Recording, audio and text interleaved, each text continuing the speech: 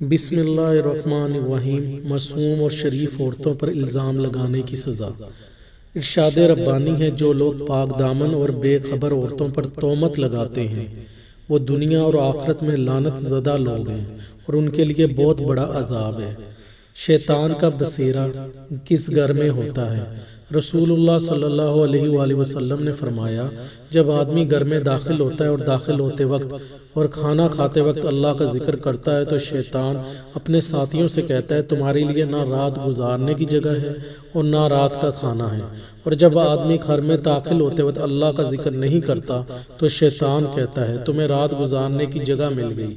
اور جب وہ کھانا کھاتے وقت بھی اللہ کا ذکر نہیں کرتا تو شیطان کہتا ہے، تمہیں رات گزارنے کی جگہ اور کھانا دونوں مل گئے۔ جنتیوں کی عمر اور قد کتنا ہوگا؟ جنت میں جو بھی جائے گا، چاہے دنیا میں بچہ تھا یا بوڑھا، سب 30 سال کے جوان ہوں گے اور اسی عمر پر ہمیشہ رہیں گے۔ سرکار مدینہ صلی اللہ علیہ وآلہ وسلم نے فرمایا، جو شخص جنت میں جائے گا وہ آدم علیہ السلام کی صورت پر ہوگا اور 60 ہاتھ لمبا ہوگا۔ ایک ہاتھ تقریباً آدھے گز کا ہوتا ہے۔ تو یوں جنت میں سب 30 برس اور 30 گز کے معلوم ہوئے۔ انسان خنزیر کیوں بنا؟